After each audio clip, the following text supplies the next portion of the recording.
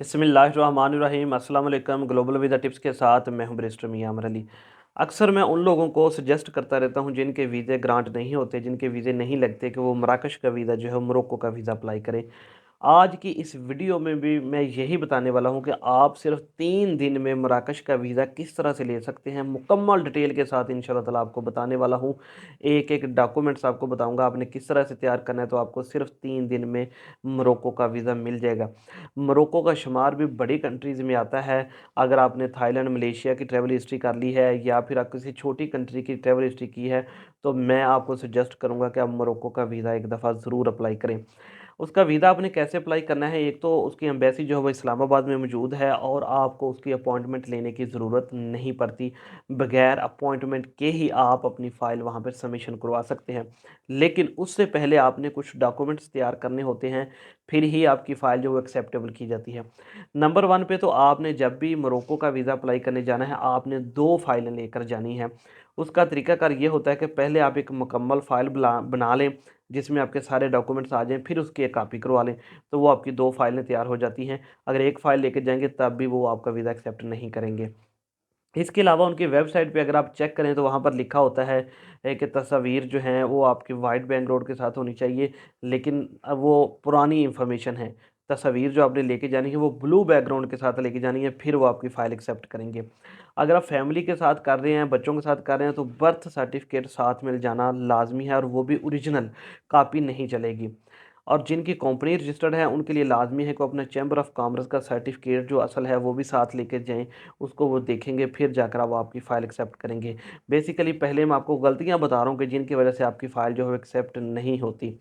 अच्छा जी, अब अगर का आपके पास कोई और किसी कंट्री का भी वीज़ा है, जैसे आपके पास कोई अज़रबैजान का वीज़ा है या यूएई का है या फिर सऊदीया का उम्रे का वीज़ा है और आप साथ में ट्रैवल करना चाह रहे हैं, मराकश को भी ट्रैवल करना चाह रहे हैं, तो फिर आपने टिकट भी उस हिसाब से बनानी है, क्योंकि अक्सर मैं लोगों का देखा उन्होंने इस वजह से वापस भेज दिया कि आपकी टिकट ठीक नहीं है। यानी कि आप टिकट इस तरह से साथ जो आपने डमी टिकट लेके जानी है वो ऐसी हो कि यहाँ से आप सीधे जाएँ मोरक्को और मोरक्को से आगे जो भी आपकी डेस्टिनेशन है वो, और वहाँ से पाकिस्तान, तब भी आपका वीज़ा ग्रांट हो जाएगा।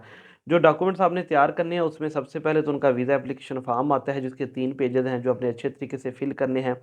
उनमें कुछ इन्फॉर्मेशन शायद आपसे रिलेटेड ना हो, यानी कि जो फर्स्ट टाइम अप्लाई कर रहे हैं उनके लिए एक वहाँ पे जगह दी होती है कि अगर पहले भी मोरक्को जा चुके हैं या नहीं, तो उनको आपने नो जवाब देना होता है, वहाँ पे कुछ नहीं लिखना होता। तो इसलिए कुछ चीज़ें होती हैं जो आपके आपसे जो है ना वो आपने फिल नहीं करनी होती। तो अच्छे तरीके से आपने वो फॉर्म फिल करना है। उसके बाद सबसे इम्पोर्टेंट जो मोरक्को के लिए समझा जाता है वो इनका ट्रैवल प्लान है कि आपने मराकश में करना क्या है। ट्रैवल प्लान अच्छा-सा बनाएँ और कोशिश करें अगर तस्वीर लगा के बना सकें तो ज़्यादा होगा, उनको भी पता चलेगा आपने कितनी मेहनत की है, आप वाक़ई इंटरेस्टेड हैं वहाँ के टूरिस्ट वीज़े के लिए। नंबर 3 पर फिर आ जाता है आपका कवर लेटर, जो कि आप फ़ाइल में सबसे ऊपर रखते हैं। कवर लेटर आपने बहुत अच्छा बनाना है, क्योंकि आपकी जो डायरेक्ट फ़ाइल होती है वो जो वीज़ा ऑफ़िसर होता है उसी के पास जाती है और वो सबसे पहले आपका कवर लेटर देखता है कि आपने उसमें लिखा क्या है। तो जो-जो चीज़ें हम डॉक्यूमेंटेशन के ज़रिए नहीं बता सकते वो हम अपने कवर लेटर में एक्सप्लेन करके वीज़ा ऑफ़िसर को बताते हैं। तो कवर लेटर भी बहुत इम्पोर्टेंट है मोरक्को की फ़ाइल के लिए। अच्छा जी, इसके बाद आ जाती है फिर ट्रैवल इंश्योरेंस। ट्रैवल इंश्योरेंस आपकी 25,000 या 30,000 डॉलर को कवर करती हो। 25,000 वाले भी मराकश के लिए चल जाती है और वो एक्सेप्टेबल होती है। फिर आ जाएगी आपकी टिकट, जो कि आपने डमी बनानी है। आप किसी भी ट्रैवल एजेंट से टिकट जो है वो बनवा सकते हैं। एक ज़्यादा से ज़्यादा स्टे 5 या 7 दिन का होना चाहिए, इससे ज़्यादा नहीं होना चाहिए।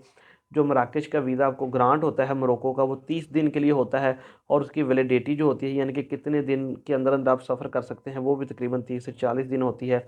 जैसा कि मोस्टली आप देखते हैं कि वीज़ा की 90 डेज़ होती है, लेकिन मोरक्को की इस तरह से नहीं है, वो बहुत ज़्यादा कम होती है। तो आपने जब भी जाना है तो उसके हिसाब से अपने प्लान बनाकर जाना है। अच्छा जी, अब नेक्स्ट फिर आ जाएगी आपकी होटल की बुकिंग। होटल की बुकिंग आप ऑनलाइन जाके कन्फर्म अपने कार्ड से कर सकते हैं। मोस्टली बुकिंग्स ऐसी होती हैं जिसमें बताया जाता है कि आपके कार्ड से पेमेंट जब आप वहाँ पर चले जाएँगे फिर वहाँ पर वो होटल वाले लेंगे। तो आप उस तरह का भी होटल कर सकते हैं मोरक्को के लिए, अगर आप चाहते हैं कि आपसे कार्ड से पहले एडवांस में पैसे ना कटें। तो ये आपके ट्रैवल डॉक्यूमेंट्स हो गए। फिर उससे अब आ जाते हैं दूसरी तरफ, जिसमें आपके फाइनेंशियल सपोर्ट्स होती है, जिसमें अगर आप बिज़नेस करते हैं तो फिर चैम्बर ऑफ कॉमर्स की रजिस्ट्रेशन साथ में लगानी लाज़मी है, उसका सर्टिफ़िकेट अगर ओरिजिनल लेके जाएँ, वरना वो आपको वापस भेज देंगे कि ये लेकर आएँ, तो फिर आपको डबल चक्कर भी पड़ सकता है। इसके अलावा चैम्बर ऑफ कॉमर्स का कार्ड, टैक्स रिटर्न, एनटीएन ये साथ ले जाना भी लाज़मी है। प्रूफ ऑफ फंड जो है, ठीक है, वो भी आपने साथ में रखना है। जो जॉब करते हैं 6 मंथ की अपनी सैलरी स्लिप साथ में लेके जाएँ। इसके अलावा एनओसी कंपनी का एम्प्लॉयमेंट लेटर भी ज़रूर साथ में लेकर जाएँ, तो इंशाल्लाह ताला आपकी फ़ाइल एक्सेप्टेबल हो जाएगी। ट्रैवल हिस्ट्री अगर आपकी है तो उसके सारे पेजेज़ की आपने कॉपी करवानी है, कलर कॉपी करवा लें और जो स्टैम्प्स लगी हैं उनकी भी साथ में कॉपी ले जाएँ। ये सारी एक फ़ाइल बनाएँ, फिर उसकी एक फ़ोटोकॉपी बनाएँ, 2 फाइलें बनाएँ बन जाएँगी। तो आप जा सकते हैं मंगल से लेके जुमेरात तक, ठीक है? 9:30 से 11:30 के दरमियान या 12 बजे तक भी आप उनको फ़ाइल जो है रिक्वेस्ट करके जमा करवा सकते हैं। मंडे को फ़ाइल एक्सेप्ट नहीं करते, वो फ्राइडे को भी नहीं करते, तो अक्सर लोग जो थे वो मंडे को चले जाते थे या फ्राइडे को, तो उनको वापस आना पड़ता था। तो इसलिए मैंने ज़रूरी समझा कि मैं ये डिटेल भी आपको शेयर कर दूँ कि वो ट्यूसडे से लेके थर्सडे तक आपकी फ़ाइल जो है वो एक्सेप्ट करते हैं। जो लोग फर्स्ट टाइम वीज़ा अप्लाई करना चाह रहे हैं वो इस्लामाबाद ही जाएँगे या फिर कराची काउंसलेट में, अगर वो कराची रहते हैं। लेकिन अगर आप सेकंड टाइम वीज़ा अप्लाई करना चाह रहे हैं और आप लाहौर से हैं तो आप लाहौर में भी जमा करवा सकते हैं, और कराची में तो डेफ़िनेटली कराची काउंसलेट में ही होगा, लेकिन ये सिर्फ़ सेकंड टाइम के लिए ऑप्शन है। फर्स्ट टाइम आपको इस्लामाबाद ही जाना पड़ेगा बगैर अपॉइंटमेंट के, जैसा कि मैंने बताया। अगर आप ट्यूसडे वाले दिन फ़ाइल जमा करवाते हैं तो फ्राइडे को आपको पासपोर्ट जो है वो मिल जाता है। ज़्यादातर केसेज़ में हमने देखा है कि आजकल, पुरानी बात नहीं कर रहा, इस मार्च के महीने की बात कर रहा हूँ, कि सिर्फ़ 3 दिन में वीज़ा ग्रांट हो रहे हैं। यानी कि जो मंगल को करवा रहे हैं उनको फ्राइडे वाले दिन उनका पासपोर्ट मिल जाता है। और सबसे अच्छी बात जो इनकी, जो हमेशा मैं आप लोगों से शेयर करता हूँ, कि वाहद ये इस तरह की एम्बेसी मराकश की है कि अगर उन्होंने वीज़ा नहीं देना तो वो आपसे कोई भी वीज़ा फ़ीस नहीं लेती। इसके अलावा आपके पासपोर्ट पे कोई रिजेक्शन की स्टैम्प भी नहीं आती कि उन्होंने आपको रिफ्यूज़ कर दिया है। वो सिंपली आपकी फ़ाइल जो होती है, एक वो रख लेते हैं और एक आपकी फ़ाइल जो है वो वापस कर देते हैं, और आपको ये कहते हैं कि आप नेक्स्ट टाइम अप्लाई कर लीजिएगा, अभी हम आपको वीज़ा नहीं दे सकते, या फिर वो रीज़न बता देते हैं कि फ़लाँ रीज़न की वजह से हम वीज़ा नहीं दे रहे, अगर आप इस चीज़ को इम्प्रूव कर लें तो फिर हम आपको वीज़ा ग्रांट कर देंगे।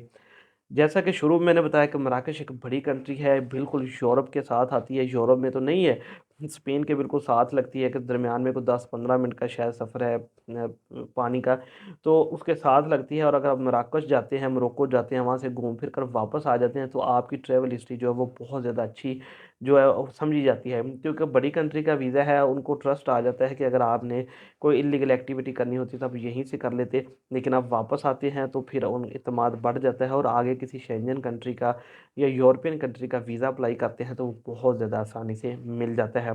आजकल टिकट के प्राइस थोड़े ज़्यादा हैं इनके, लेकिन आप इंटरनेट पर चेक करते रहिए, जैसे ही कोई टिकट सस्ती हो तो आप ज़रूर मोरक्को का वीज़ा अप्लाई करें। या आप अभी का प्लान कर रहे हैं ईद पर जाने का, तो इस वक्त बेस्ट टाइम है मोरक्को जाने का। आप जा सकते हैं, उसके साथ 1-2 और डेस्टिनेशन भी आप ऐड कर सकते हैं। अगर आप टर्की जा रहे हैं तो फिर उसके साथ भी ऐड कर सकते हैं, अज़रबैजान जा रहे हैं तो उसके साथ भी आप मोरक्को को ऐड कर सकते हैं। तो ये थी जी लेटेस्ट इन्फॉर्मेशन मोरक्को के हवाले से, जो मैंने आपको डी फाइल के हवाले से दी, उनके टाइम ड्यूरेशन के हवाले से मैंने आपको अपडेट किया, और फ़ीस के हवाले से भी 14,500 रुपये उनकी फ़ीस है इस वक्त, वो उसी सूरत में लेते हैं जब उन्होंने वीज़ा ग्रांट करना है।